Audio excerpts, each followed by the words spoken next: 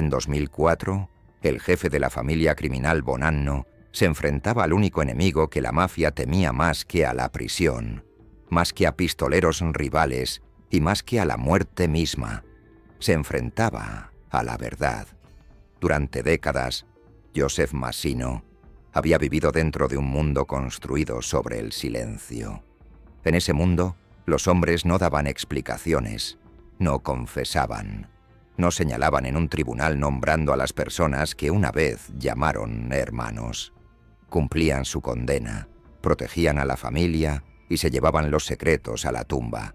Ese era el código, ese era el mito, esa era la promesa que todo jefe esperaba de los hombres bajo su mando.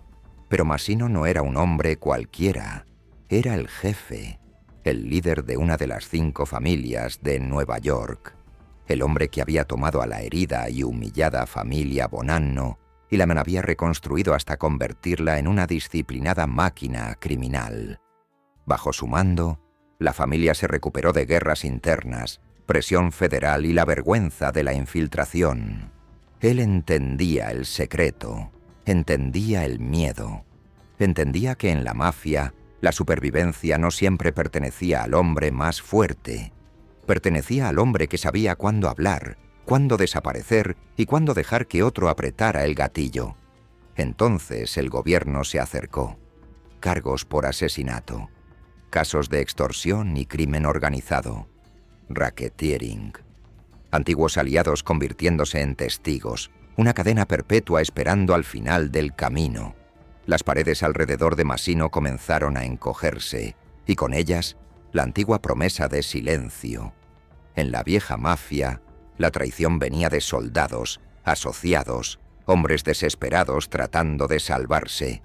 Pero esta vez, la traición vino de la cima. El jefe comenzó a hablar. Fue un momento que sacudió a la mafia estadounidense porque rompió algo más profundo que un solo caso criminal. Rompió la idea de que los hombres más altos eran diferentes. Demostró que incluso el jefe, el hombre que exigía lealtad de todos los demás, podía elegir la supervivencia sobre el silencio. Pero para entender por qué fue importante la traición de Massino, hay que retroceder mucho antes de las escuchas telefónicas, las visitas a la prisión y los testigos federales. Hay que retroceder antes de que el nombre Bonanno se convirtiera en una dinastía.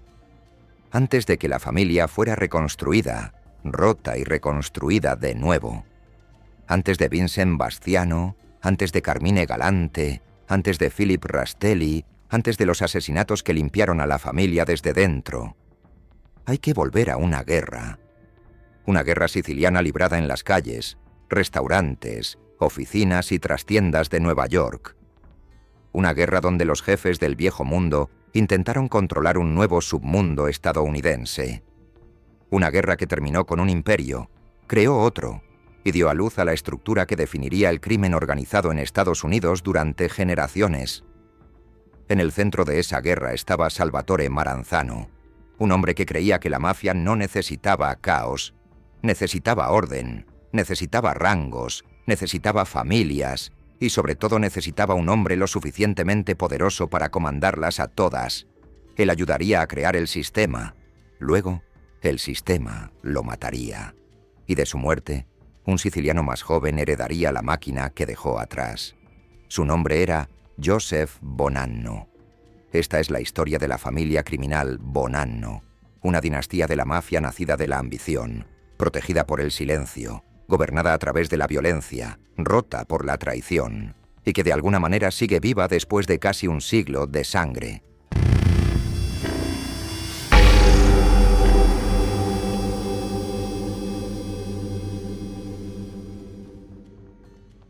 Antes de que la familia Bonanno tuviera un nombre, tuvo una guerra. No comenzó como un pulido imperio criminal, ni como una de las famosas 5 familias de Nueva York, ni como la dinastía que más tarde llevaría el nombre de Joseph Bonanno. Comenzó en sangre, sospecha y antiguas rivalidades sicilianas traídas a través del Atlántico a las calles de América. A principios de la década de 1930, el submundo italiano de Nueva York Aún no era la máquina cuidadosamente dividida en la que se convertiría más tarde. Estaba abarrotado, era violento, inestable, y estaba gobernado por hombres que creían que el poder pertenecía a quien pudiera tomarlo y mantenerlo. En el centro de ese mundo estaba Salvatore Maranzano. Maranzano no era simplemente otro gángster tratando de hacerse con un rincón de Nueva York. Era un estratega siciliano con una visión más amplia. Venía de Castellammare del Golfo, el mismo pueblo siciliano que dio nombre a la facción que lideraría en América. Para sus seguidores, él representaba disciplina, jerarquía y tradición del viejo mundo. Para sus enemigos, representaba una amenaza directa a su control del submundo de Nueva York. Su gran rival era Giuseppe "Joe" el Jefe Masseria, un poderoso líder de la mafia cuya organización dominaba gran parte del panorama criminal de Nueva York. Masseria pertenecía a un modelo anterior de poder del submundo, un mundo donde la autoridad era personal, desordenada y a menudo se mantenía unida por el miedo más que por la estructura. Maranzano quería algo diferente. Él creía que la mafia necesitaba orden, necesitaba rangos, necesitaba familias y, sobre todo, necesitaba un liderazgo lo suficientemente fuerte para comandar obediencia. Lo que siguió se conoció como la Guerra Castellammarese. No fue una guerra a cielo abierto, con ejércitos y campos de batalla. Se libró en emboscadas, traiciones, lealtades cambiantes y ejecuciones repentinas. Los hombres que comían juntos una noche podían desaparecer a la mañana siguiente. Las alianzas cambiaban en silencio. Los gánsteres más jóvenes observaban a los viejos jefes destruirse mutuamente y comenzaron a comprender que el futuro de la mafia no pertenecería al hombre más ruidoso, ni siquiera al más temido. Pertenecería al hombre que pudiera sobrevivir a la guerra y luego organizar la paz. La facción de Maranzano luchó con la paciencia de los hombres que creían que la historia estaba de su lado. A su alrededor había figuras jóvenes y ambiciosas, incluyendo hombres que luego remodelarían el crimen organizado en Estados Unidos.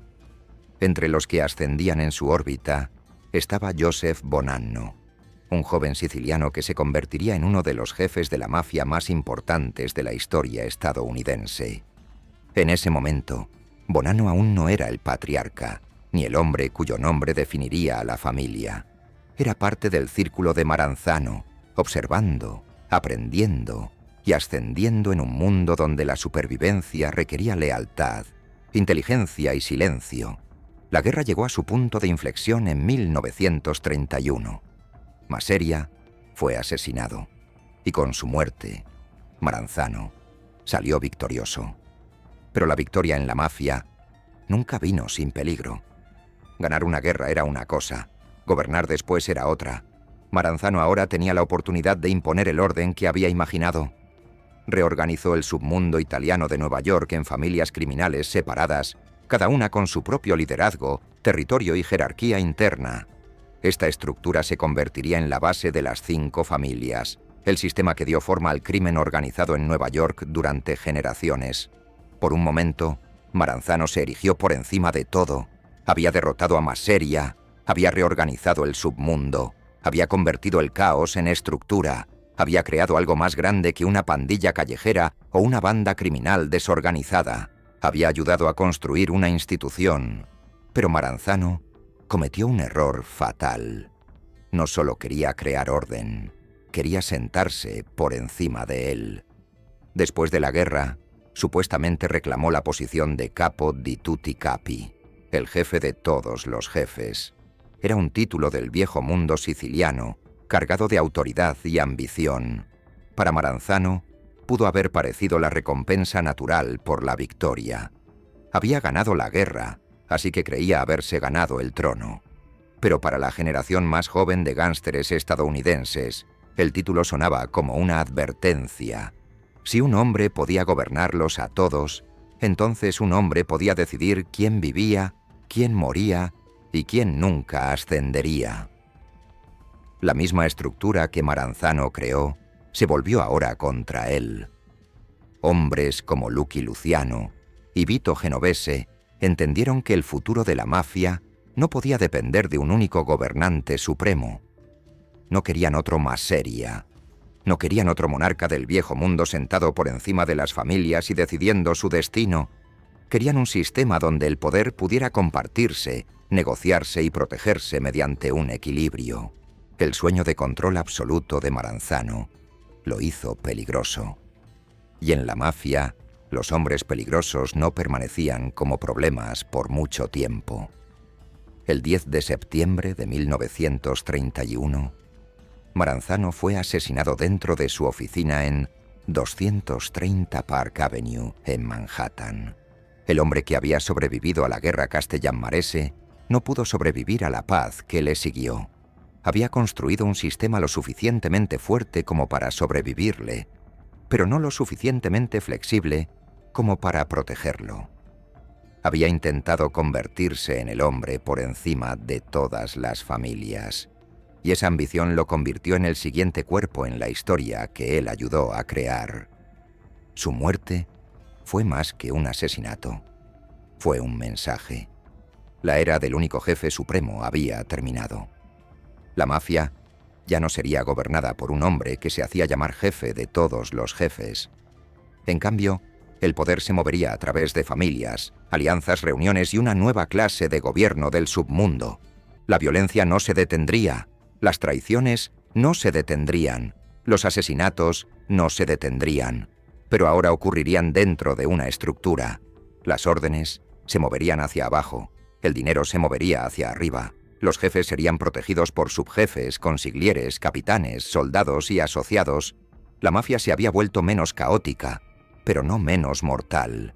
Y aquí es donde la historia de los Bonanno realmente comienza, porque Maranzano murió, pero su organización no. La familia que lideró necesitaba un nuevo jefe. Necesitaba hasta alguien lo suficientemente joven para sobrevivir al mundo cambiante, lo suficientemente siciliano para comandar viejas lealtades y lo suficientemente inteligente para comprender que el poder no solo se tomaba con armas, se mantenía a través de la paciencia, los lazos familiares, las alianzas y la distancia del trabajo sucio. Ese hombre fue Joseph Bonanno. Bonanno heredó más que una organización criminal. Heredó la maquinaria de la guerra de Maranzano. Los hombres, las estafas, las lealtades, los enemigos y la creencia de que una familia de la mafia podía durar más que el jefe que la lideraba. Bajo Maranzano, la organización había nacido en la violencia. Bajo Bonanno, se convertiría en una dinastía. Pero la lección de la muerte de Maranzano siempre permanecería enterrada dentro de la fundación de la familia. En la mafia, la estructura podía crear poder, pero la ambición aún podía hacer que un jefe fuera asesinado. Y mientras Joseph Bonanno entraba en el espacio que Maranzano dejó atrás, pasaría las siguientes 3 décadas demostrando que un jefe no necesitaba llamarse rey para construir un imperio.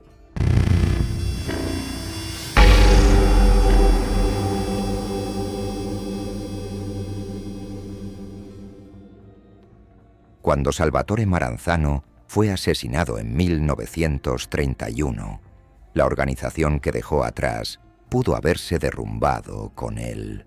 Había nacido en la guerra, moldeada por lealtades sicilianas y mantenida unida por hombres que sabían que un cambio de liderazgo podía convertirse fácilmente en otro baño de sangre. En la mafia, un jefe muerto no dejaba simplemente una silla vacía. Dejaba incertidumbre, dejaba ambición, dejaba enemigos esperando a ver quién se movería primero. Pero de esa incertidumbre surgió un hombre más joven que entendió algo que Maranzano había aprendido demasiado tarde. El poder no siempre necesitaba anunciarse. Su nombre era Joseph Bonanno. Bonanno todavía era joven cuando heredó la familia que eventualmente llevaría su nombre. Venía del mismo mundo siciliano que había moldeado a Maranzano, el pueblo de Castellammare del Golfo, donde la familia, la lealtad, el silencio y la reputación no eran ideas abstractas, eran herramientas de supervivencia. Para los hombres criados en ese mundo, el poder no se trataba solo de dinero o violencia. Se trataba de respeto, lazos de sangre, alianzas matrimoniales y la capacidad de hacer que otros creyeran que tu palabra conllevaba consecuencias. Bonanno no construyó su familia de la nada. Heredó la estructura de Maranzano, la jerarquía, las cuadrillas, las estafas y el nuevo arreglo del submundo de Nueva York en familias separadas. Pero lo que hizo con esa herencia fue diferente. Maranzano había intentado sobresalir por encima de todos. Bonanno aprendió a permanecer dentro del sistema, mientras silenciosamente hacía su propia organización más fuerte. Ese fue su genio. Durante más de 3 décadas, Joseph Bonanno gobernó con un estilo que se sentía más antiguo que la propia América. No era el jefe más ruidoso de Nueva York. No era un gángster de esquina tratando de probarse con cada insulto. Cultivó la imagen de un patriarca siciliano, un hombre de honor, un hombre por encima del caos. A su alrededor, la familia Bonanno se expandió hacia los mismos mercados criminales que alimentaban a las otras grandes familias de la mafia: juegos de azar, usura, narcóticos, prostitución, extorsión y otras estafas que convertían el miedo en ingresos y la lealtad en protección. Pero la verdadera fuerza del gobierno de Bonanno no residía solo en el dinero. Estaba en la distancia. El registro de investigación alrededor de Bonanno es muy diferente al de los jefes posteriores que vinieron después de él, con hombres como Joseph Massino y Vincent Bastiano, casos judiciales, colaboradores, acusaciones y condenas expondrían la maquinaria del asesinato en detalle. Con Bonanno, el registro es más antiguo, más político y más indirecto. Aparece menos como un hombre atrapado, ordenando un solo asesinato en una sala de justicia moderna, y más como un jefe que operaba a través de alianzas, redes familiares, intermediarios de confianza y la tranquila autoridad de su posición. Eso lo hizo más difícil de tocar. En el mundo Bonanno, el jefe no necesitaba estar cerca del arma. El jefe necesitaba controlar a los hombres que controlaban el arma. Las órdenes podían moverse a través de capas. Los mensajes podían pasar a través de leales. La violencia podía ser autorizada sin que el jefe estuviera cerca de la sangre. Esto no era debilidad, era aislamiento. Era la diferencia entre un criminal callejero y un ejecutivo criminal. Bajo Bonanno, la familia se convirtió en una institución duradera. Él entendió que una familia de la mafia no se mantenía unida solo por la violencia. La violencia podía silenciar a un enemigo, pero no podía manejar una familia durante 30 años. Para eso, un jefe necesitaba disciplina, necesitaba capitanes de confianza, necesitaba que el dinero fluyera hacia arriba, necesitaba que los hombres debajo de él creyeran que la lealtad sería recompensada y que la traición sería recordada. Durante años, Bonanno pareció dominar ese equilibrio. Sobrevivió mientras otros jefes caían. Vio cómo la mafia estadounidense se modernizaba a su alrededor. Vio cómo la vieja idea de un único jefe de jefes fue reemplazada por una comisión, donde los líderes de las principales familias podían resolver disputas, aprobar decisiones y prevenir guerras que eran malas para el negocio. Públicamente, la mafia negaba su propia existencia. En privado, se comportaba como un gobierno de criminales con reglas, reuniones, castigos y fronteras.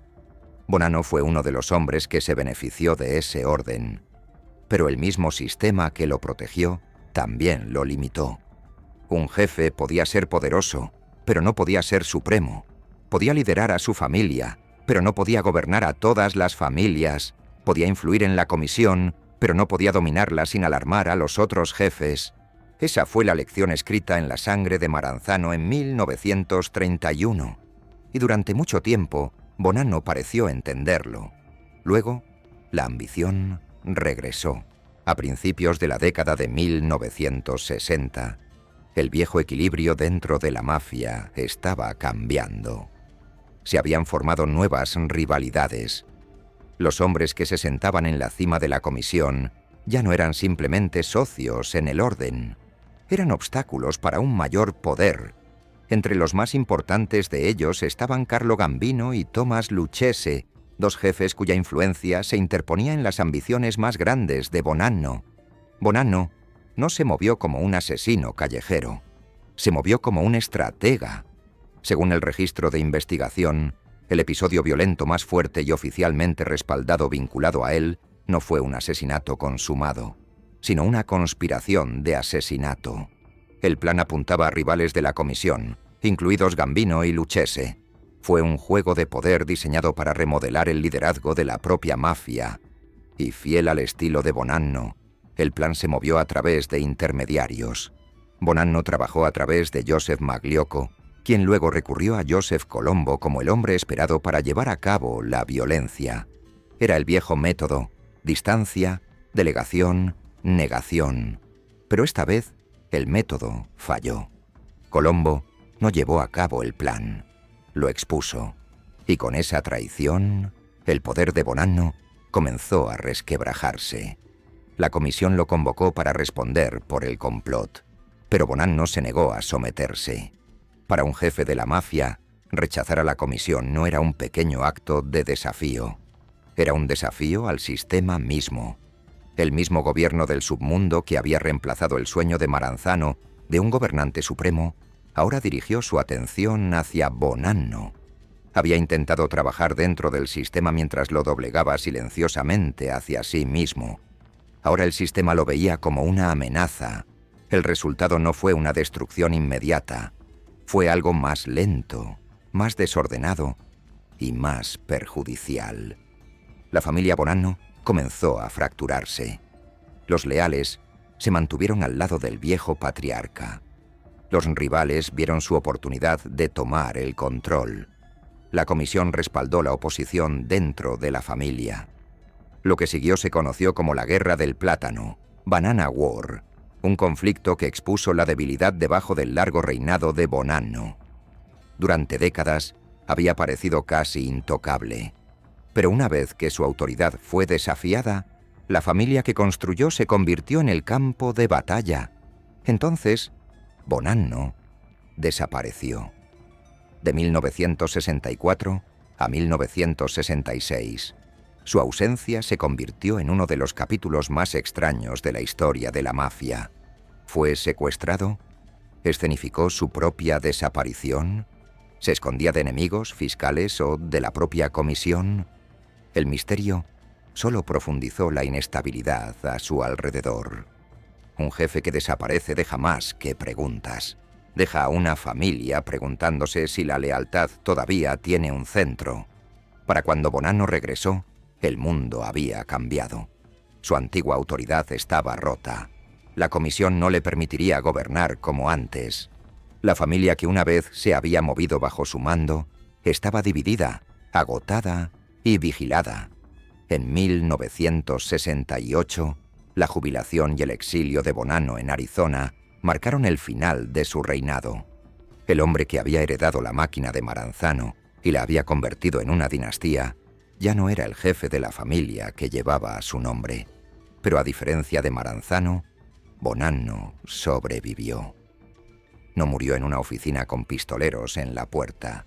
No se desvaneció en una tumba poco profunda. Vivió lo suficiente para convertirse en una reliquia de la vieja mafia, un hombre que podía mirar hacia atrás al mundo que había ayudado a construir y presentarse no como un jefe criminal, sino como un hombre de tradición, lealtad y honor. Sus memorias posteriores solo profundizarían las contradicciones a su alrededor. Para las fuerzas del orden, era un líder de la mafia. Para sí mismo, era algo más antiguo, algo más noble, algo ligado a un código. Ese fue el mito que Joseph Bonanno llevó consigo. Pero los mitos no detienen la sucesión. Después de la caída de Bonanno, la familia no desapareció. Mantuvo su nombre, su estructura, sus estafas y su apetito por el poder. Sin embargo, algo había cambiado para siempre. El viejo patriarca había perdido el control, y la organización que dejó atrás entró en una era más inestable. Ninguna figura individual podría reemplazar fácilmente su larga sombra. La familia pasaría por incertidumbre, rivalidad interna y luchas por el liderazgo antes de que otro jefe pudiera reclamar un control firme. La familia Bonanno había sobrevivido a la caída de su fundador. Pero la supervivencia tuvo un precio. La próxima generación heredaría una organización herida, todavía lo suficientemente rica como para pelear por ella y lo suficientemente peligrosa como para matar por ella. Y en los años venideros, la pregunta ya no sería si Joseph Bonanno podía mantener su imperio. La pregunta sería, ¿quién era lo suficientemente despiadado para tomar lo que quedaba?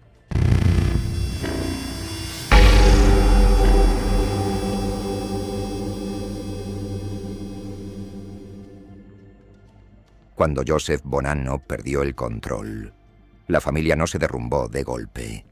Se resquebrajó lentamente. Durante más de 30 años, Bonanno había sido el centro de gravedad. Los hombres sabían dónde residía el poder. Sabían qué aprobación importaba, qué ira conllevaba consecuencias y cuyo nombre le daba identidad a la organización. La familia se había construido alrededor de su autoridad, sus alianzas, sus redes sicilianas y su capacidad para mantenerse por encima de la violencia diaria que alimentaba las estafas de abajo. Pero una vez que la comisión se volvió contra él, esa autoridad ya no se sintió permanente. El complot fallido contra Carlo Gambino y Thomas Lucchese había hecho más que avergonzar a Bonanno. Lo expuso como un jefe dispuesto a perturbar el equilibrio de toda la mafia estadounidense. En el submundo, la ambición solo se toleraba cuando no amenazaba al sistema más grande. Bonanno había cruzado esa línea, había intentado remodelar la propia comisión, y cuando el complot fue expuesto, los otros jefes lo vieron no como un estadista mayor, sino como un peligro. A partir de ese momento, la familia que llevaba su nombre se convirtió en un premio. Para los leales a Bonanno, la comisión no tenía derecho a interferir.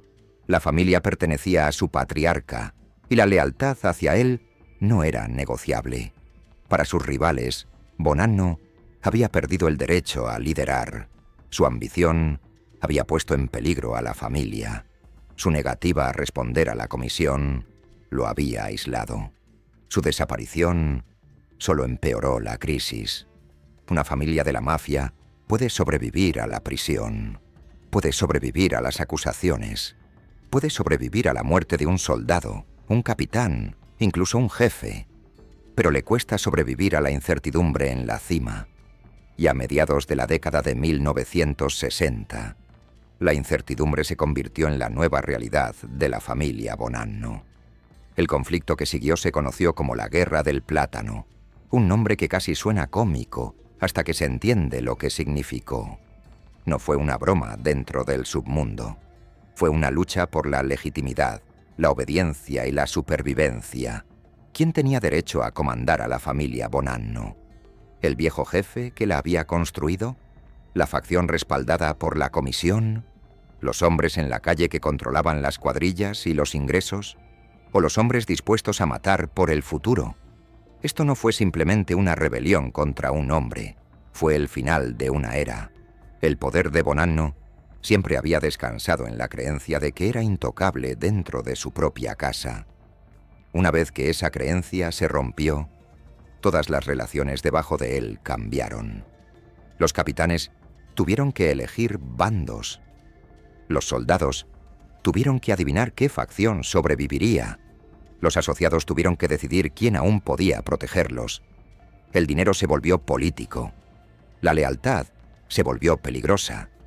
Incluso el silencio se convirtió en una apuesta. Durante este periodo, Bonanno se desvaneció de la vista pública. Su desaparición de 1964 a 1966 se convirtió en uno de los misterios más extraños de la historia de la mafia. La historia oficial, los rumores y las interpretaciones nunca se han asentado completamente en una versión limpia. Algunos creyeron que había sido secuestrado. Otros creyeron que había escenificado la desaparición para evitar la presión de sus enemigos, la comisión o las fuerzas del orden. Pero cualquiera que fuera la verdad, el efecto fue claro. La familia se quedó sin el único hombre cuya presencia había mantenido unidas a sus facciones. Un jefe desaparecido es casi peor que un jefe muerto. Un jefe muerto crea una vacante. Un jefe desaparecido crea parálisis. Nadie sabe si reemplazarlo, esperarlo, traicionarlo o defenderlo. Cada decisión se vuelve peligrosa porque la vieja autoridad podría regresar, pero la nueva autoridad ya se está formando. Esa fue la condición de la familia Bonanno durante la Guerra del Plátano. No solo estaba luchando por el liderazgo, estaba luchando por la realidad misma. Joseph Bonanno seguía siendo el jefe o la historia ya lo había superado. La comisión tenía su respuesta. Bonanno había terminado.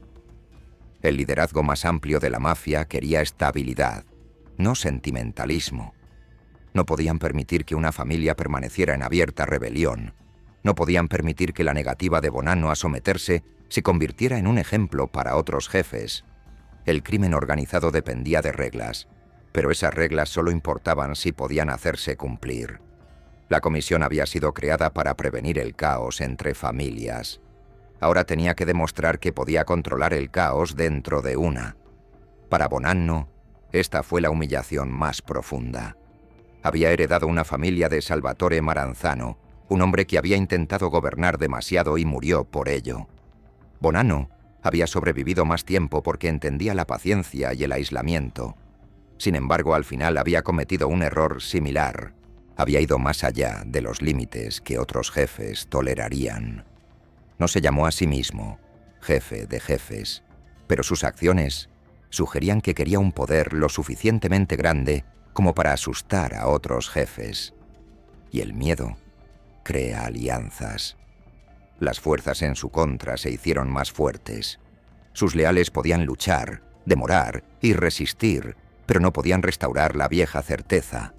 Cuanto más continuaba el conflicto, más dañada se volvía la familia.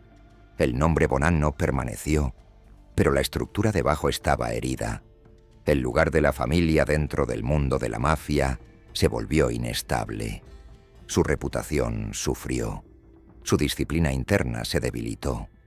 En 1968, el reinado de Bonanno había terminado efectivamente. Se retiró a Arizona, lejos de las calles de Nueva York, donde su nombre alguna vez había llevado la fuerza del mando. Fue un final extraño para un patriarca de la mafia. No fue asesinado a tiros como Maranzano. No se desvaneció en una tumba poco profunda. No fue tragado por la misma violencia que una vez había autorizado desde la distancia. En cambio, vivió, envejeciendo hasta convertirse en leyenda, escribiendo su propia versión de su vida y presentándose como un hombre de honor en lugar de un jefe de un imperio criminal. Pero de vuelta en Nueva York, la familia tuvo que vivir con lo que él dejó atrás. Y lo que dejó atrás no fue paz. Los años posteriores a Bonanno fueron un periodo de incertidumbre, autoridad debilitada y competencia. La familia todavía tenía cuadrillas, todavía tenía estafas, todavía tenía soldados que sabían cómo recolectar dinero y hacer cumplir el miedo. Pero ya no tenía al imponente patriarca que le había dado identidad. El viejo orden siciliano se había roto. Los nuevos jefes no heredarían el mismo mundo que Bonanno había gobernado. Heredarían una máquina dañada. Aquí es donde la historia de los Bonanno cambia de tono. La primera era fue sobre la creación, la guerra de Maranzano, las 5 familias, la estructura de poder. La segunda era fue sobre la dinastía. Joseph Bonanno convirtiendo esa estructura en un imperio familiar. Pero la era posterior a Bonanno fue sobre la supervivencia. La familia tenía que sobrevivir sin el hombre cuyo nombre llevaba. Tenía que sobrevivir a la sospecha de otras familias de la mafia.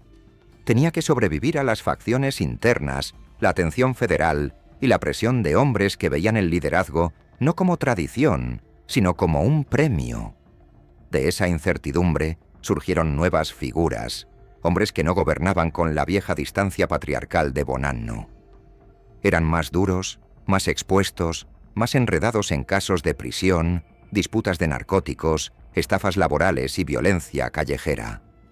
La familia estaba entrando en un periodo donde el liderazgo ya no se parecería a un patriarca siciliano sentado en la cabecera de la mesa.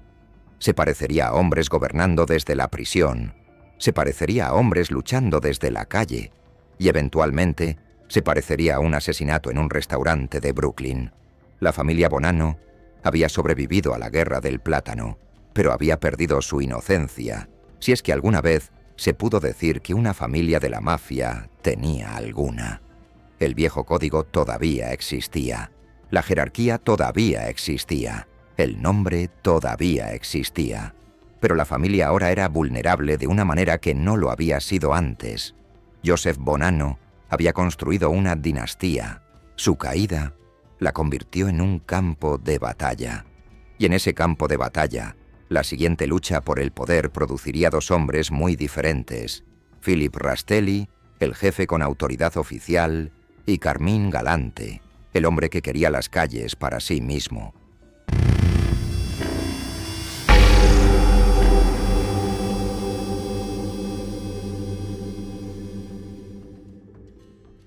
Para cuando Philip Rastelli ascendió al poder, la familia Bonanno ya no era la dinastía estable que Joseph Bonanno había controlado una vez. Todavía tenía el nombre, todavía tenía cuadrillas, todavía tenía estafas, todavía tenía hombres que podían recolectar dinero, amenazar a deudores, traficar narcóticos, corromper sindicatos y hacer desaparecer a los enemigos. Pero el centro de la familia había sido dañado. El viejo patriarca se había ido. La guerra del plátano había expuesto la debilidad bajo la superficie. Otras familias de la mafia habían observado a los Bonanno fracturarse desde dentro, y dentro de la propia familia, los hombres habían aprendido una lección peligrosa. Un jefe podía ser desafiado. Esa lección daría forma a todo lo que vendría después. Philip Rastelli no era una figura romántica del viejo mundo siciliano, no era un Maranzano tratando de diseñar un imperio, y no era un Joseph Bonanno presentándose como un patriarca de tradición y honor. Rastelli pertenecía así a una era más dura e institucional del crimen organizado. Su mundo no estaba construido solo alrededor de la lealtad familiar y el prestigio del viejo mundo. Estaba construido alrededor de sentencias de prisión, estafas laborales, esquemas de extorsión y la capacidad de mantener la autoridad incluso cuando el propio jefe no podía caminar libremente por la calle. En 1974, Rastelli fue reconocido como jefe de la familia Bonanno. Pero reconocimiento y control no eran lo mismo. Esa diferencia se convertiría en el problema central de su reinado. Sobre el papel, Rastelli tenía el título, tenía la legitimidad, tenía la posición que importaba dentro de la jerarquía de la mafia, pero gran parte de su liderazgo se desarrolló bajo la sombra de la prisión, el enjuiciamiento y la presión constante. Un jefe tras las rejas aún podía dar órdenes, aún podía recibir mensajes, aún podía influir en capitanes leales y aún podía obtener respeto de hombres que creían en la estructura. Pero la prisión creaba distancia, y en la mafia, la distancia de la calle podía volverse peligrosa, porque mientras Rastelli tenía el título, otro hombre comenzó a tomar el miedo. Su nombre era Carmine Galante. Galante era todo lo que Rastelli no era. Era visible, agresivo, directo y aterrador. Donde el poder de Rastelli a menudo se movía a través de intermediarios y canales de prisión, Galante proyectaba poder abiertamente.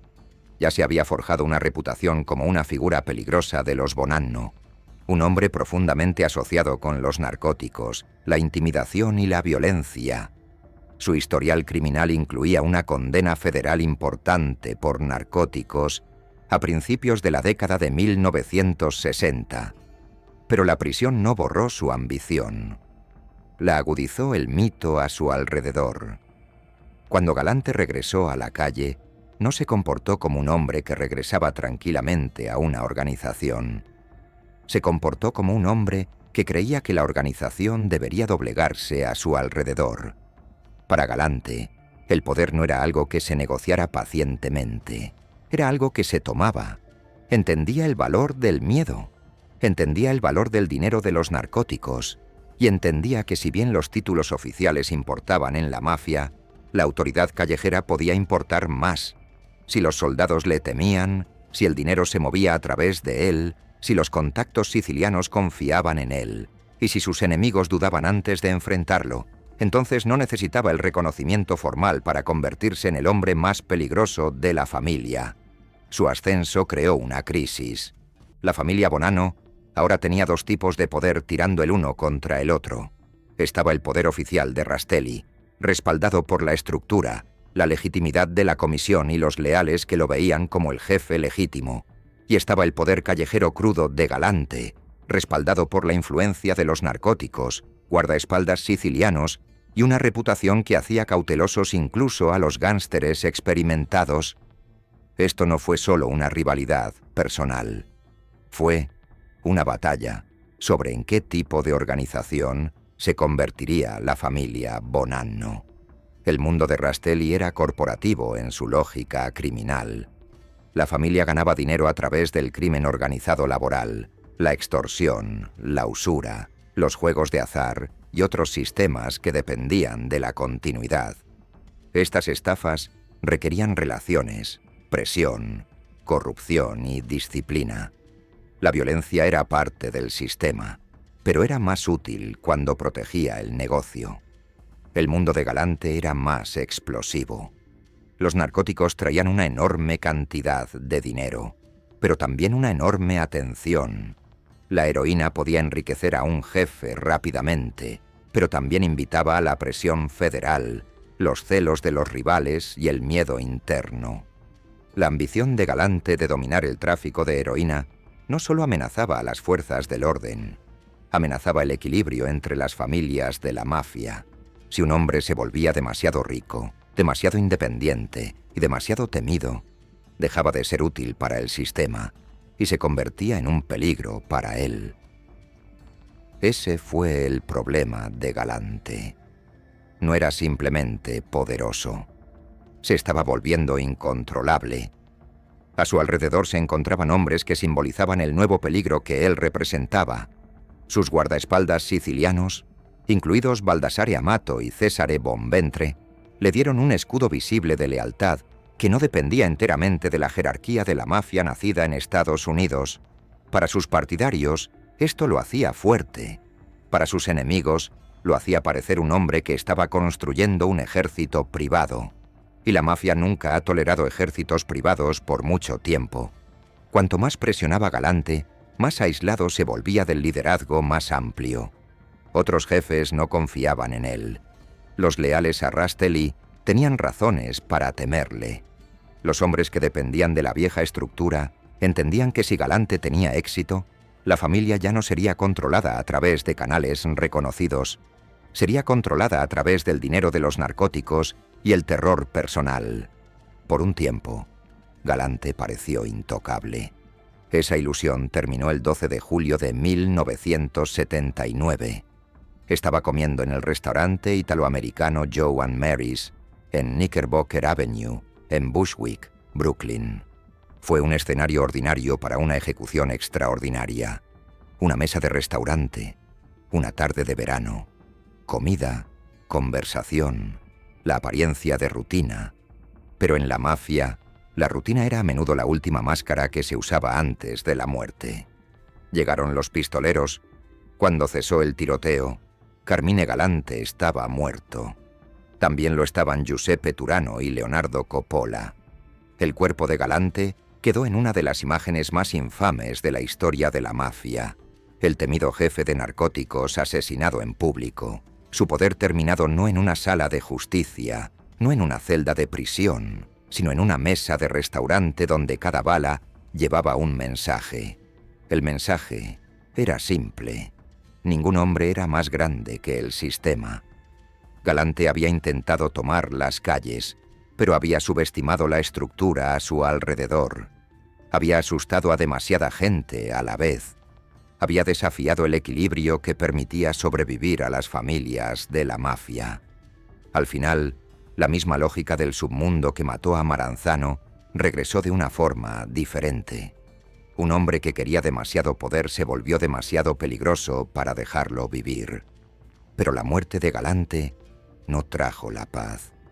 Eliminó una amenaza y expuso otra. Dentro de la familia Bonanno, la lucha por el control continuó. La facción de Rastelli había sobrevivido al desafío de Galante, pero la supervivencia no era lo mismo que la victoria. Todavía había hombres dentro de la familia que se oponían a su autoridad. Todavía había capitanes que creían que el futuro pertenecía a otro lugar. Todavía había facciones rivales con suficiente fuerza para amenazar la dirección de la familia. Y ahora, con Galante fuera, la pregunta se volvió más urgente. ¿Quién controlaría verdaderamente a la familia Bonanno? Rastelli seguía siendo el jefe oficial, pero su poder dependía de los hombres que actuaban en su nombre. Entre los más importantes de esos hombres estaba Joseph Massino, una figura ascendente que entendía la nueva era del liderazgo de la mafia mejor que la mayoría. Massino aprendió del caos a su alrededor. Vio cómo la ambición de Bonanno había roto a la familia. Vio cómo la arrogancia de Galante había llevado al asesinato. Vio cómo el liderazgo carcelario de Rastelli requería hombres de confianza en el exterior. Massino entendió algo que luego definiría su propio reinado. Un jefe no necesitaba ser ruidoso. Un jefe necesitaba disciplina, aislamiento y hombres dispuestos a hacer el trabajo sucio sin obligar a que su nombre saliera a la luz. El siguiente punto de inflexión importante demostraría cuán brutal podía volverse esa lección.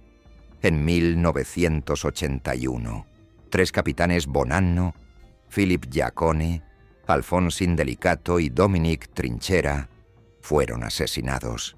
Sus muertes no fueron violencia callejera al azar.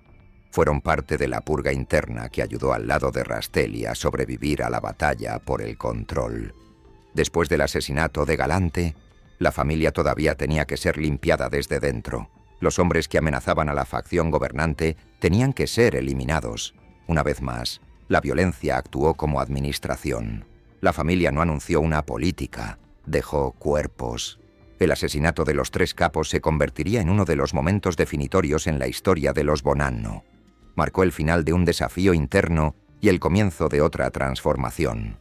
La vieja familia de Joseph Bonanno se había ido. La salvaje ambición de Carmine Galante había sido abatida a tiros. La autoridad de Rastelli había sido defendida. Y a partir de la violencia debajo de él, Joseph Massino comenzó a moverse más cerca del centro del poder. La familia Bonanno había entrado en la era de la prisión. Sus jefes ya no eran patriarcas intocables, sentados en la cabecera de la mesa. Eran hombres tratando de controlar a las cuadrillas a través de mensajes, abogados, parientes, capitanes leales y miedo. Su poder callejero dependía de personas dispuestas a matar en nombre de hombres que tal vez ni siquiera estuvieran presentes.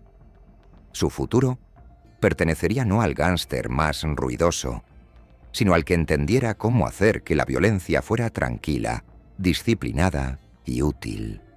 Carmine Galante había querido gobernar a través del miedo.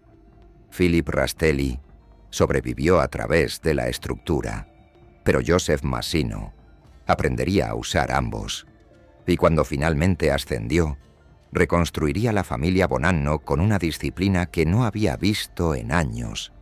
Pero la misma disciplina que lo hizo poderoso algún día haría que su traición fuera aún más devastadora.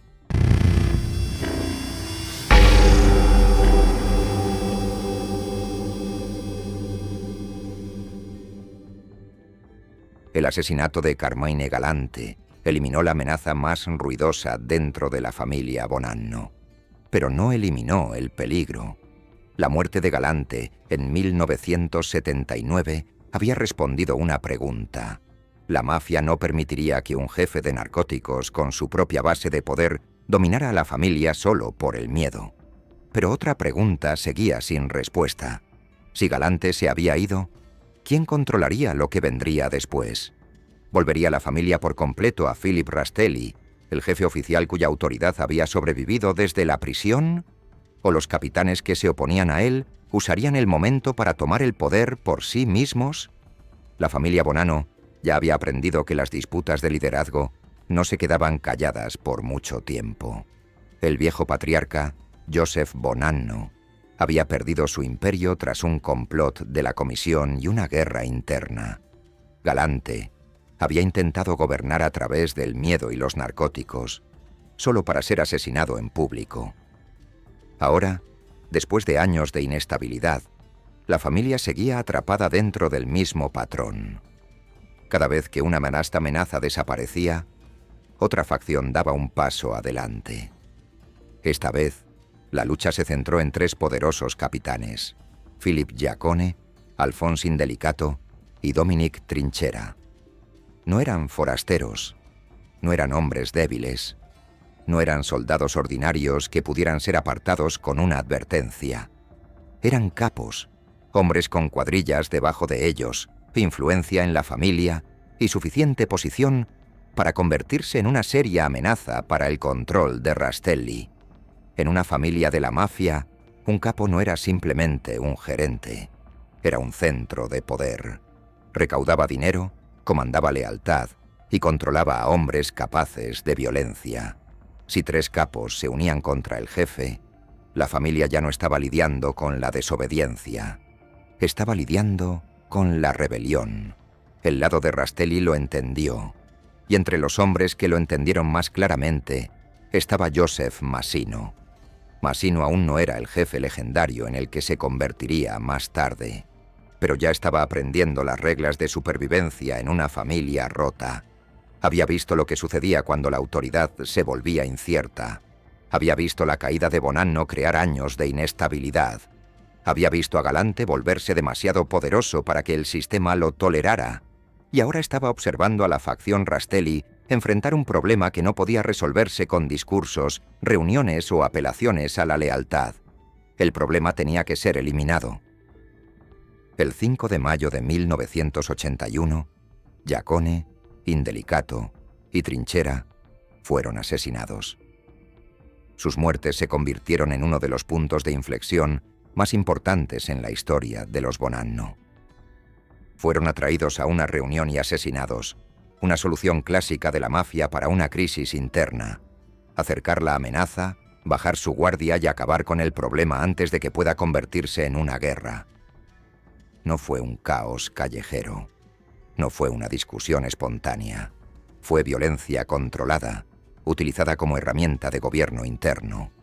Una vez más, la familia Bonanno mostró su verdadero lenguaje operativo: no anuncios, no elecciones, cuerpos. El asesinato de los tres capos ayudó a sobrevivir a la facción de Rastelli. Aplastó un gran desafío interno y abrió espacio para que ascendieran los hombres leales a él. Pero también reveló la clase de familia en la que se habían convertido los Bonanno. Este ya no era el viejo mundo de la imagen patriarcal de Joseph Bonanno, donde el poder podía vestirse con el lenguaje del honor y la tradición. Esta era una familia donde la autoridad se defendía a través de ejecuciones cuidadosamente planeadas, donde un jefe tras las rejas aún podía influir en la vida y la muerte a través de hombres leales en el exterior. Para Massino, la lección fue permanente. La violencia funcionaba mejor cuando era organizada. Un asesinato que parecía rabia podía traer problemas. Un asesinato que servía a un propósito político podía cambiar la dirección de una familia. El asesinato de los tres capos no solo eliminó a rivales, clarificó el poder. Le dijo a cada miembro restante de la familia Bonanno que el lado de Rastelli había sobrevivido, que la rebelión tenía consecuencias y que los hombres conectados con la facción ganadora ahora estaban posicionados para el futuro. Massino fue uno de esos hombres. Ascendió no como un jefe callejero ostentoso, sino como un operador cuidadoso. Entendía la jerarquía. Entendía el dinero. Entendía que la familia necesitaba disciplina después de años de humillación. También entendió que el mundo alrededor de la mafia estaba cambiando. Las fuerzas del orden ya no perseguían solo al hombre con el arma. Los fiscales federales estaban aprendiendo a atacar empresas criminales enteras.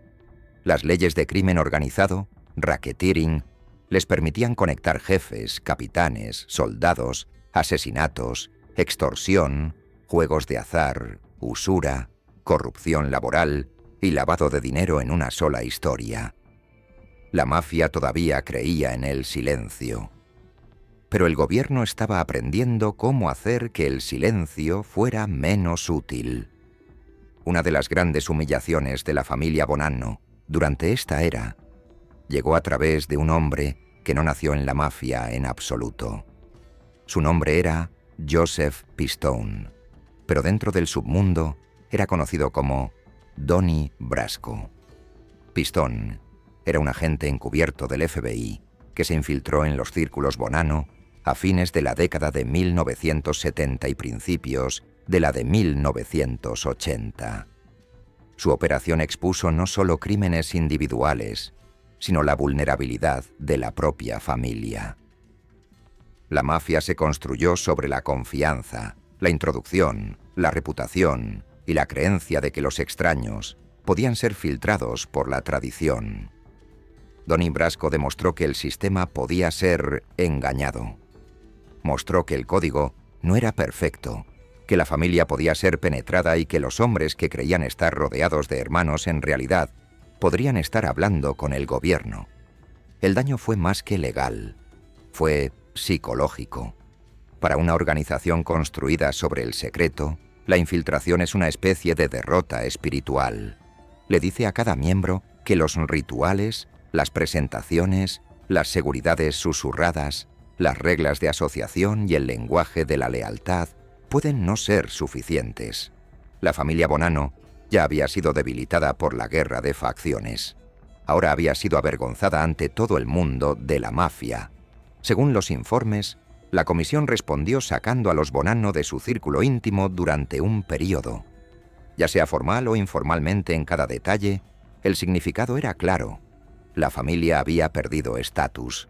Ya no se confiaba en ella como antes. La organización que Joseph Bonanno construyó se había convertido en la familia que otros jefes podían menospreciar.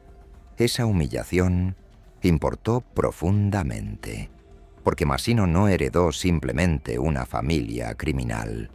Heredó una reputación dañada a medida que avanzaba la década de 1980. Rastelli siguió siendo el jefe oficial, pero la enfermedad, el encarcelamiento y la edad debilitaron su control. Los hombres a su alrededor ya se estaban preparando para el futuro.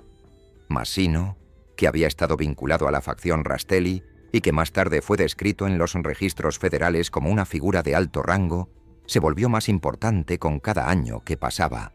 Había sobrevivido a las guerras internas, había visto morir a sus rivales, había visto a informantes y agentes encubiertos exponer a la familia, y entendió que si los Bonanno se iban a recuperar, necesitaban más que músculo, necesitaban control, necesitaban un jefe que pudiera restaurar la disciplina. El propio camino criminal de Massino estuvo ligado a las operaciones comerciales de la familia, así como a su violencia. Los Bonanno no se sostenían solo con asesinatos. El asesinato protegía el sistema, pero el dinero lo alimentaba. Los juegos de azar ilegales, la usura, la extorsión, el crimen organizado laboral, los esquemas de mudanzas y almacenamiento, la corrupción de fondos de beneficios y otras estafas formaban el cuerpo financiero de la organización. Los hombres de abajo recolectaban. Los capitanes administraban. El liderazgo se beneficiaba. Esta era la familia como una empresa. Y Massino entendía la empresa. También entendió que los enjuiciamientos modernos podían destruir a los jefes descuidados. El viejo mundo de la mafia había producido hombres que creían que solo la intimidación podía protegerlos. Massino pertenecía a una generación más cautelosa. Prefería la distancia, prefería intermediarios leales, prefería que su nombre no se mencionara a la ligera. Aprendió a moverse en un mundo donde cada conversación podía convertirse en evidencia y cada amigo podía convertirse algún día en testigo. Para cuando Philip Rastelli murió en 1991, la familia estaba lista para una nueva fase. El reinado de Rastelli se había definido por la autoridad carcelaria, la lucha de facciones, el crimen organizado laboral y la supervivencia. Galante había sido eliminado. Los capos rebeldes estaban muertos. El daño de Donnie Brasco todavía manchaba la reputación de la familia. La antigua dinastía Bonanno se había desvanecido hacía mucho tiempo en la historia. Lo que quedaba era una organización que había sobrevivido, pero que aún no se había recuperado. Massino entró en ese espacio.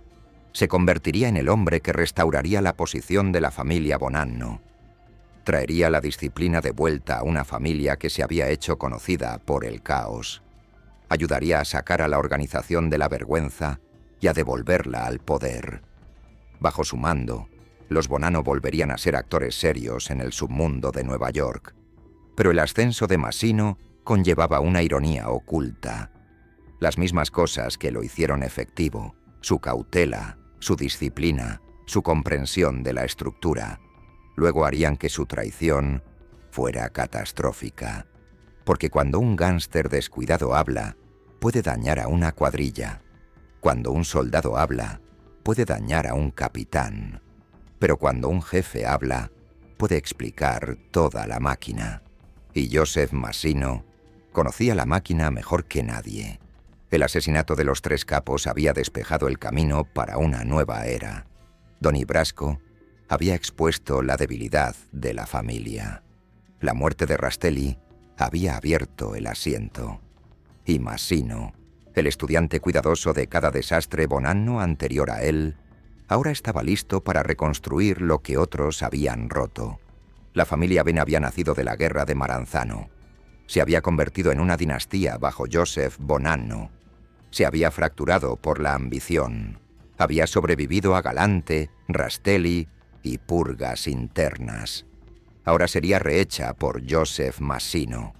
Y por un tiempo, parecería que la familia Bonanno finalmente había encontrado al jefe que podía salvarla.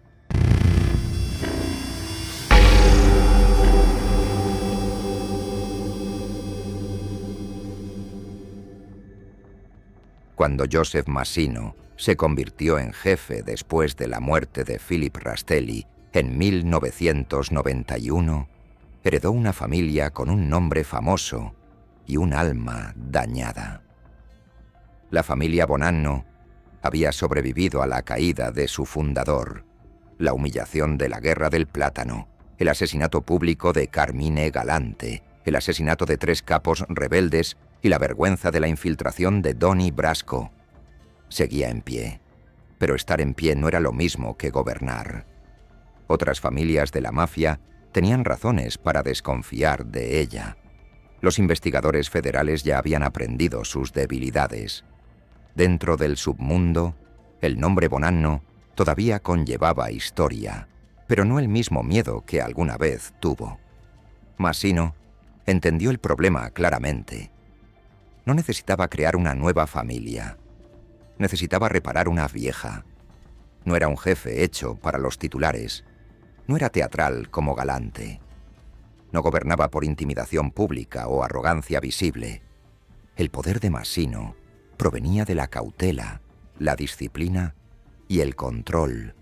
Entendió que la mafia moderna ya no podía sobrevivir solo de la reputación. Los viejos días de jefes ruidosos y muestras abiertas de poder estaban desapareciendo.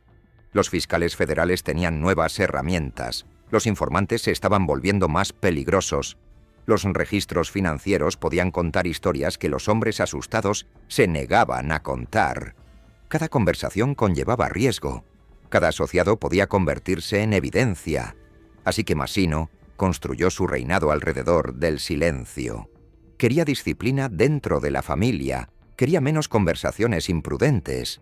Quería que los Bonanno dejaran de parecer una organización en crisis permanente. Bajo su mando, la familia comenzó a recuperar el respeto que había perdido.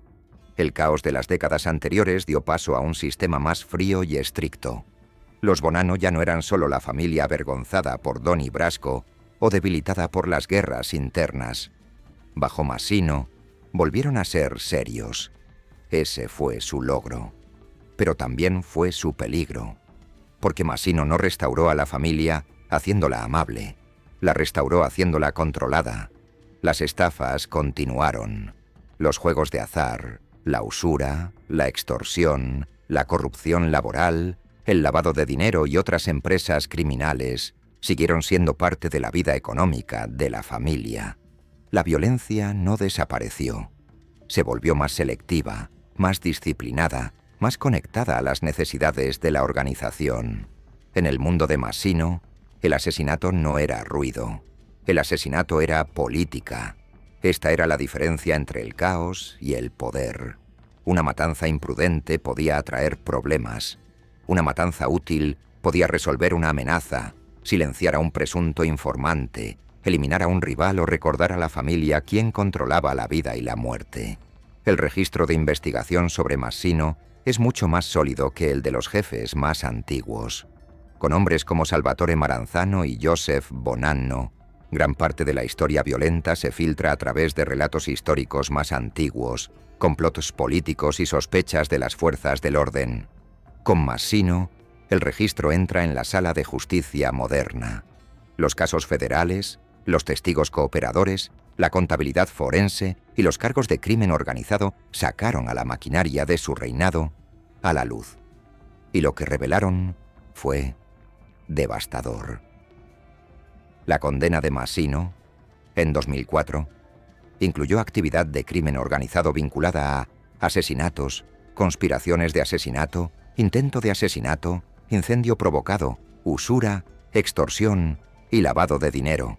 Las notas de investigación subidas describen su registro de homicidios como el más fuerte y trascendental del informe, porque mostraba a una figura a nivel de jefe conectada no solo a la reputación callejera, sino a evidencia respaldada por la corte de asesinato como parte de la gobernanza familiar. Esto es lo que hizo diferente a Massino. No fue simplemente otro jefe acusado en las sombras. Se convirtió en el sujeto de un caso que mostró cómo una familia de la mafia funcionaba como una empresa. Los asesinatos no eran crímenes aislados. La usura no estaba separada de la extorsión. Los juegos de azar no estaban separados de la jerarquía. El dinero y la violencia se movían juntos. El jefe no necesitaba sostener el arma. Su poder provenía del hecho de que los hombres debajo de él entendían lo que quería, lo que temía y lo que recompensaría. Durante años, ese sistema funcionó. Massino se mantuvo aislado. Utilizó hombres de confianza. Confió en la lealtad, el miedo y la cadena de mando de la familia. Pero la misma estructura que lo protegió también creó testigos que sabían demasiado. Capitanes, lugartenientes y asociados de toda la vida habían visto a la familia desde dentro. Sabían quién daba órdenes, quién llevaba mensajes, quién recolectaba dinero y quién desaparecía después de convertirse en un problema. Cuando la presión federal aumentó, ese conocimiento se volvió mortal. El gobierno ya no necesitaba entender a la mafia desde fuera. Comenzó a convertir a los de adentro en narradores. Hombres que una vez obedecieron a la familia, ahora la explicaban. Hombres que una vez protegieron secretos, ahora los negociaban por supervivencia. Lentamente, la pared de silencio alrededor de Massino comenzó a resquebrajarse. Luego vino la traición que aturdió a la mafia. Después de su arresto y condena, Joseph Massino hizo lo que ningún jefe en funciones de una familia de la mafia de Nueva York había hecho antes. Cooperó. El jefe habló. Durante décadas, la mitología de la mafia había dependido de la idea de que los hombres más altos eran diferentes. Los soldados podían ceder. Los asociados podían entrar en pánico. Los hombres débiles podían convertirse en informantes. Pero se suponía que un jefe era la encarnación del código. Era el hombre que exigía silencio de todos los demás. Era el hombre que enviaba a otros a prisión, al exilio o a la muerte, en nombre de la lealtad. Si alguien tenía que llevarse secretos a la tumba, era el jefe. Massino rompió esa ilusión. Su cooperación no solo dañó a individuos, dañó la mitología de toda la mafia estadounidense. Un soldado podía describir una cuadrilla, un capitán podía describir una sección de una familia, pero un jefe podía describir todo el sistema. Conocía la estructura, los asesinatos, las disputas, las estafas, las alianzas, la política interna y las reglas no escritas. Podía explicar cómo se tomaban las decisiones, cómo se aprobaba la violencia y cómo se movía el poder a través de la organización. Por eso su traición importó tan profundamente. Massino no había sido un forastero fracasado. Había sido el restaurador. Era el hombre al que se le atribuía haber sacado a la familia Bonanno de la desgracia. Había tomado una organización herida y la había hecho disciplinada de nuevo. Había ayudado a revivir su posición después de años de caos. Y luego, cuando su propia vida estaba en juego, se eligió a sí mismo por encima del código que lo había hecho poderoso. La ironía fue brutal. Massino reconstruyó a la familia con silencio. Luego destruyó ese silencio al hablar. Su cooperación ayudaría más tarde a los fiscales contra Vincent Bastiano, el jefe en funciones que ascendió durante la siguiente fase de la historia de los Bonanno. Massino, una vez el hombre al que otros temían, se convirtió en el testigo al que otros temían. El viejo jefe que había exigido lealtad se convirtió en un arma en manos del gobierno. En un mundo construido sobre la traición, incluso esto se sintió diferente. Este no era un informante menor usando un micrófono. Este era el propio jefe convirtiendo la propia historia de la familia en testimonio. El impacto psicológico fue enorme. Durante generaciones, la mafia había vendido a sus miembros una promesa: obedecer el código, mantenerse leal, guardar silencio y la familia te protegerá. Pero la cooperación de Massino reveló la mentira enterrada dentro de esa promesa. La familia protegía el poder primero. Y cuando el poder estaba acorralado, incluso el jefe podía convertirse en un informante. Después de Massino, cada líder Bonanno heredó un mundo diferente. La familia aún podía operar, aún podía recolectar dinero, aún podía intimidar, organizar y sobrevivir, pero la antigua sacralidad de la omertá había sido rota desde la cima. Cada visita a la prisión, cada mensaje, cada conversación, cada amistad conllevaba un nuevo tipo de sospecha. Si Joseph Massino podía hablar, cualquiera podía hablar. Esa sospecha definiría el siguiente capítulo, porque mientras Massino caía, Vincent Bastiano estaba ascendiendo. Bastiano era diferente de Massino en estilo, pero no en peligro. Era conocido como Vinnie Gorgeous, una figura del Bronx con una imagen pulida y una reputación violenta. Ascendió a jefe en funciones mientras Massino estaba encarcelado, y su era mostraría en lo que se había convertido la familia Bonanno después de décadas de vigilancia, informantes y liderazgo carcelario. La vieja mafia una vez había gobernado a través de habitaciones cerradas y comandos susurrados. Ahora su negocio se movía a través de visitas a la prisión, lenguaje codificado, intermediarios, abogados, parientes y hombres lo suficientemente desesperados como para matar mientras el gobierno escuchaba. La traición de Massino no puso fin a la familia Bonanno, pero cambió el significado del liderazgo para siempre. Antes de él, se suponía que el jefe era la pared que protegía los secretos de la familia. Después de él, el jefe se convirtió en la prueba de que la pared podía colapsar. Y mientras Vincent Bastiano entraba en el centro de la organización, descubriría que no solo estaba luchando contra rivales, fiscales e informantes, estaba luchando contra la sombra del hombre que había reconstruido a la familia, roto el código, y luego se había vuelto contra todo lo que una vez comandó.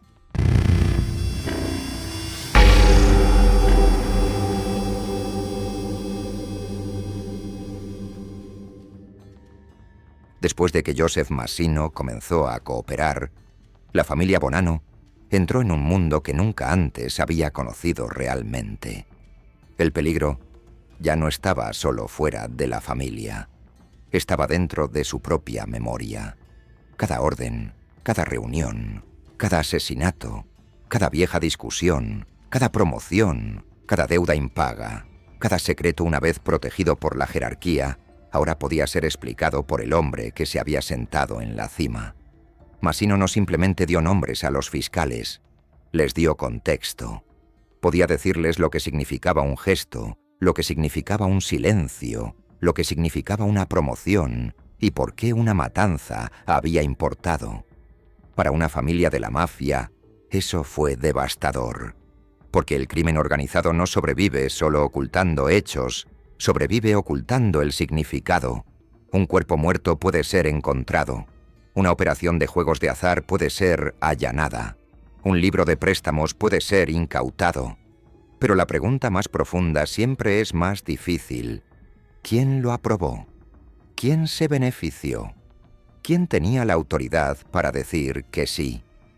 ¿Quién tenía suficiente poder para hacer que otros entendieran sin necesidad de hablar claramente? Massino podía responder esas preguntas, y eso lo hizo más peligroso que casi cualquier testigo ordinario. Sin embargo, incluso después de esa traición, la familia Bonanno no desapareció. Ese es uno de los hechos más extraños de la historia. La familia había sobrevivido al asesinato de Salvatore Maranzano, la caída de Joseph Bonanno, la guerra del plátano, el asesinato de Carmine Galante, los jefes en prisión, la infiltración de Donny Brasco y ahora la cooperación de su propio jefe. Cada desastre debería haberla terminado. Cada uno, en cambio, cambió su forma. La siguiente forma tenía un nombre: Vincent Bastiano. Era conocido como Vinnie Gorgeous, Vinnie Hermoso. Un apodo que parecía casi demasiado teatral para la era que representaba. Había sido dueño de un salón de belleza llamado Hello Gorgeous, y el nombre lo siguió a la historia de la mafia. Pero detrás de la imagen pulida había una figura mucho más seria, un gángster del Bronx que ascendió hasta convertirse en jefe en funciones de la familia Bonanno, mientras Massino estaba encarcelado. Bastiano heredó el poder en el peor momento posible. La familia estaba bajo presión, los fiscales estaban cerrando el cerco, los cooperadores estaban hablando, la vigilancia se había vuelto más sofisticada. La prisión ya no significaba silencio, porque las visitas a la prisión, las llamadas telefónicas, los abogados, los parientes y los mensajes codificados podían convertirse en parte de un caso. El viejo mundo de la mafia había dependido del secreto. El mundo de Bastiano era uno donde el secreto mismo se había convertido en evidencia. Aún así, trató de gobernar. Los registros de su era muestran una versión moderna del liderazgo Bonanno. Mensajes de prisión, intermediarios, comunicación codificada y hombres de confianza que llevaban la violencia a la calle. Bastiano continuó llevando a cabo asuntos familiares incluso después de su arresto, utilizando visitantes y canales a su alrededor para discutir promociones, inducciones, extorsión, usura y asesinato. Esta no era la mafia de un jefe sentado en la cabecera de una mesa en una trastienda llena de humo. Esta era la mafia de la era de la prisión, donde la autoridad se movía a través de fragmentos. Una frase, una visita, un mensajero, un abogado, un pariente, un capitán leal. Pero la función seguía siendo la misma: controlar a la familia, proteger las estafas, castigar la falta de respeto, eliminar amenazas. La violencia de Bastiano no fue abstracta, tenía nombres adjuntos. Uno de ellos fue Frank Santoro. Santoro fue asesinado en el Bronx en 2001, supuestamente porque Bastiano creía que había amenazado o conspirado contra uno de sus hijos. La matanza mostró el lado personal de la violencia de la mafia, la forma en que la familia, el orgullo, el miedo y la autoridad podían mezclarse en una decisión que terminaba con un hombre muerto a tiros. Otro nombre fue Randolph Pizzolo. El asesinato de Pizzolo en 2004 se convirtió en uno de los casos más importantes, vinculados al liderazgo posterior de los Bonanno. Fue atraído a una zona industrial en Brooklyn y recibió un disparo. La matanza no se presentó como violencia al azar. Fue parte del mismo patrón que había seguido a la familia durante décadas. Autorización de alto nivel, intermediarios en el medio y un tirador en la parte inferior. Según la investigación subida, Bastiano y Miquel Mancuso estuvieron vinculados a la orden, mientras que Anthony Aiello llevó a cabo el tiroteo. Este era el método Bonanno en miniatura. Un jefe o jefe en funciones no necesitaba apretar el gatillo. Necesitaba el poder para hacer que el gatillo fuera significativo. Ese era el mismo principio subyacente que había existido desde los primeros días de la familia. Joseph Bonanno había operado a través de alianzas políticas e intermediarios de confianza. Philip Rastelli había gobernado a través de leales mientras estaba en prisión. Joseph Massino había centralizado la disciplina y delegado la violencia a través de su círculo íntimo. La era de Bastiano no inventó el método, lo expuso en forma moderna, con fiscales federales capaces de seguir los mensajes, los testigos y las consecuencias más claramente que nunca. Y luego Massino regresó a la historia, no como jefe, como testigo. El hombre que había reconstruido a la familia Bonanno se convirtió en una de las armas más poderosas del gobierno contra su siguiente líder. Massino grabó conversaciones en secreto, testificó, ayudó a explicar la estructura que una vez había comandado. Para Bastiano, esto fue más que un problema legal. Fue una pesadilla del submundo. El exjefe no solo estaba vivo, no solo estaba hablando, sino que estaba ayudando activamente al gobierno a interpretar el significado del poder de la mafia. El código no solo se había roto, se había invertido. El jefe que una vez exigió silencio, ahora estaba usando su conocimiento del silencio contra los hombres que vinieron después de él. Bastiano fue finalmente sentenciado a cadena perpetua. El gobierno lo persiguió agresivamente, y en un momento los fiscales solicitaron la pena de muerte. Pero incluso cuando se rechazó la pena de muerte, el resultado siguió siendo definitivo en términos prácticos. Vida tras las rejas. El hombre llamado Vinnie Gorgius se convirtió en otro jefe Bonanno, cuya autoridad terminó dentro del sistema federal. Sin embargo, la familia todavía no se desvaneció. La figura final en esta historia es Michael Mancuso, también conocido como Mickey Nose, Mickey Nariz. Mancuso es más difícil de narrar que los jefes más antiguos, porque el registro público a su alrededor es menos completo y más cauteloso. No pertenece a la era de la guerra mítica de Maranzano, la dinastía patriarcal de Bonanno, el asesinato público de Galante o la traición histórica de Massino. Pertenece a la era de las sombras moderna, donde el liderazgo de la mafia es más difícil de ver, más a menudo reportado a través de enjuiciamientos, violaciones de libertad supervisada, declaraciones de las fuerzas del orden e informes de crímenes especializados. Pero un caso lo sitúa claramente dentro de la historia: el asesinato de Pizzolo. Mancuso se declaró culpable en relación con ese caso y los registros lo identifican como un jefe en funciones de los Bonanno involucrado en el complot de asesinato. Esto es importante porque muestra continuidad. Incluso después de la traición de Massino y los enjuiciamientos de Bastiano, el viejo método seguía siendo visible. Autorización de liderazgo, ejecución delegada y violencia utilizada para hacer cumplir el orden interno. Mancuso no fue una ruptura con la tradición Bonanno. Fue evidencia de que la tradición había sobrevivido hasta una era más restringida y vigilada. Pero la supervivencia no significó la restauración. La familia Bonanno moderna no pudo volver al mundo de Joseph Bonanno, donde un jefe podía gobernar durante décadas detrás de un velo de tradición y distancia.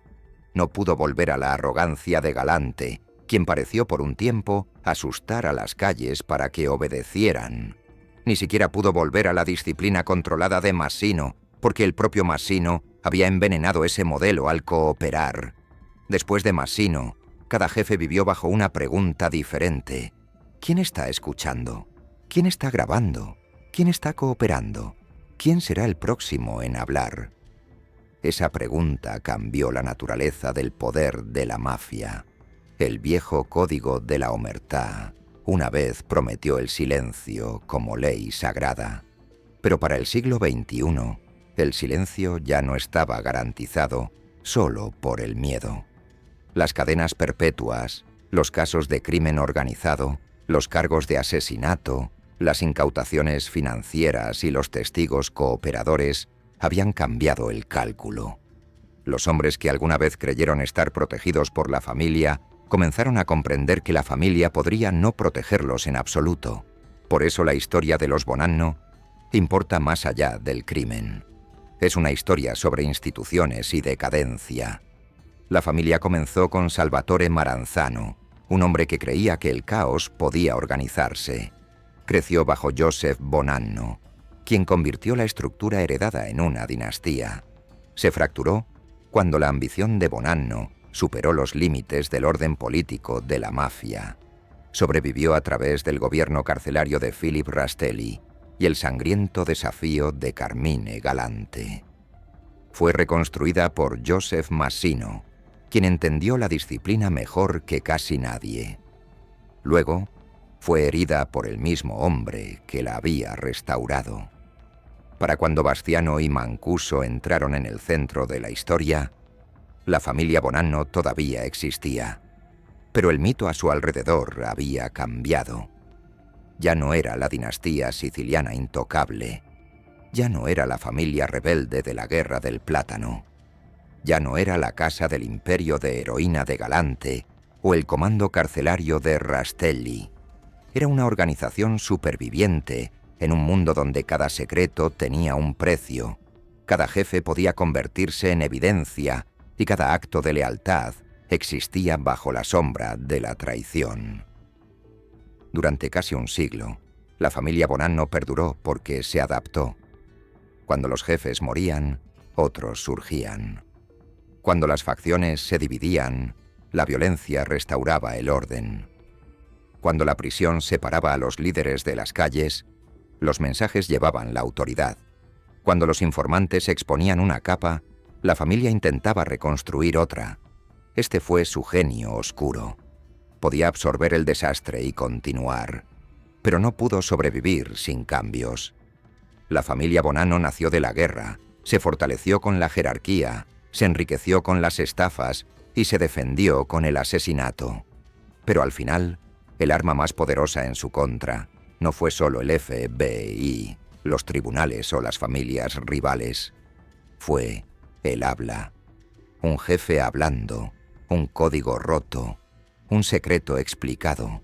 Y una vez que el silencio se había ido, la familia aún podía existir, pero nunca más podría ser lo que una vez afirmó ser.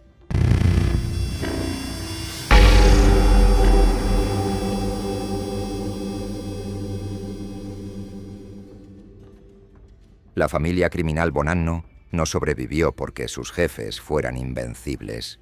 Sobrevivió porque la organización era más grande que cualquier hombre que intentara controlarla. Salvatore Maranzano fue asesinado después de intentar sobresalir por encima de la mafia. Joseph Bonanno construyó una dinastía, luego la perdió cuando la ambición volvió a la comisión en su contra. Philip Rastelli gobernó a través de los muros de la prisión, mientras sus leales luchaban por las calles.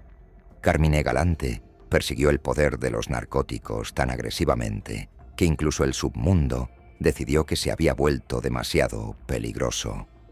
Joseph Massino restauró la disciplina de la familia, luego destrozó su mito más antiguo al convertirse en testigo. Vincent Bastiano intentó comandar a la familia en una era de escuchas, informantes, mensajes de prisión y presión federal. Michael Mancuso se convirtió en un símbolo de lo que quedaba. Una familia todavía viva, pero vigilada, debilitada y cambiada para siempre. A lo largo de cada generación, la familia Bonanno repitió el mismo patrón. Un jefe ascendió. Una facción se formó. Un rival se convirtió en una amenaza. Un asesinato resolvió la pregunta. Luego, otro hombre dio un paso adelante y lo llamó orden. Ese fue el secreto de la supervivencia de la familia. La violencia no estaba separada del liderazgo. Era una de las formas en que el liderazgo se comunicaba. Las órdenes se movían hacia abajo. El dinero se movía hacia arriba. Capitanes, soldados y asociados absorbían el riesgo, mientras los jefes intentaban mantenerse distantes de la sangre. Pero el tiempo cambió las reglas. El gobierno aprendió la estructura. Los informantes aprendieron el lenguaje. Los fiscales aprendieron a convertir la jerarquía en evidencia. Y finalmente, el silencio se rompió desde la cima. Cuando Massino habló, hizo más que traicionar a hombres. Traicionó la idea de que los líderes más altos de la mafia estaban obligados por un código diferente. Demostró que la omertá no era sagrada, era condicional. Duraba solo hasta que el miedo, la prisión y la supervivencia se volvieron más fuertes que la lealtad. Por eso la historia de los Bonanno no es solo la historia de una familia criminal. Es la historia de la propia mafia estadounidense. Nacida de facciones inmigrantes, organizada en familias, enriquecida por las estafas, protegida por la violencia, debilitada por la ambición y expuesta por la traición. El nombre Bonanno sobrevivió a las guerras, los asesinatos, los juicios, los informantes y las sentencias de prisión. Pero la supervivencia no es lo mismo que la victoria. Al final, la familia todavía existía. El mito, no.